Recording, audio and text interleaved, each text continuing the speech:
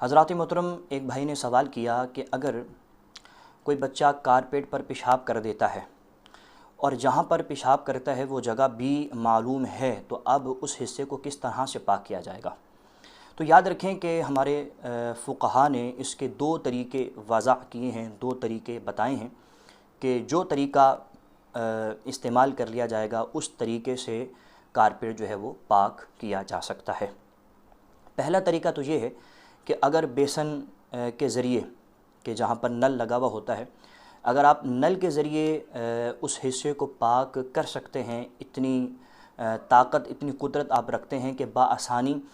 اس حصے کو آپ نل کے پاس لے جائیں، تو پھر یہ بیسٹ طریقہ ہے۔ تو وہ جو جگہ ہے جہاں پر بچے نے پیشاب کیا ہے اس پر آپ نل کے ذریعے اتنا پانی بہائیں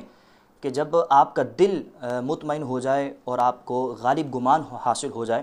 کہ اب اس نجاست پر اتنا پانی بہہ چکا ہے کہ اب وہ نجاست کو بہا کر لے گیا ہوگا، تو جب آپ کا دل مطمئن ہو جائے تو اس وقت وہ حصہ پاک ہو جائے گا، وہ کارپیٹ پاک ہوگا۔ اگر آپ اس پر نماز پڑھنا چاہیں تو اب بلا جھجک بلا شرم آپ نماز پڑھ سکتے ہیں، لیکن یہ یاد رکھیے گا اس کو نچوڑنا شرط نہیں ہے۔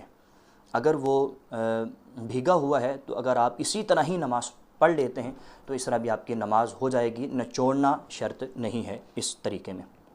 اور اگر ایسا نہیں ہو سکتا، آپ نل کے ذریعے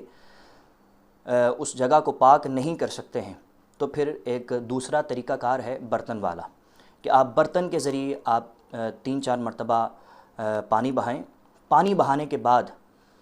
اس کو کسی بلند جگہ پر لٹکا دیں، اور لٹکانے کے بعد جب جو پانی آپ نے برتن کے ذریعے بہایا تھا اگر وہ سارا کا سارا پانی بہہ جائے، نکل جائے کارپیٹ سے، یہاں تک کہ آخری قطرہ بہنا بھی ختم ہو جائے، موقوف ہو جائے، تو یہ پہلا پروسیس ہوگا۔ اسی طرح 2 مرتبہ کرنا ہے، اور جب 3 مرتبہ کر چکے اور جب آپ اس کے بعد دیکھیں کہ اب نجاست کا اثر ظاہر تو نہیں ہے، نجاست کے عرصے سے مراد ہے رنگ، بو، ذائقہ، کہ نجاست کی وجہ سے اس کا کلر بھی چینج نہیں ہوا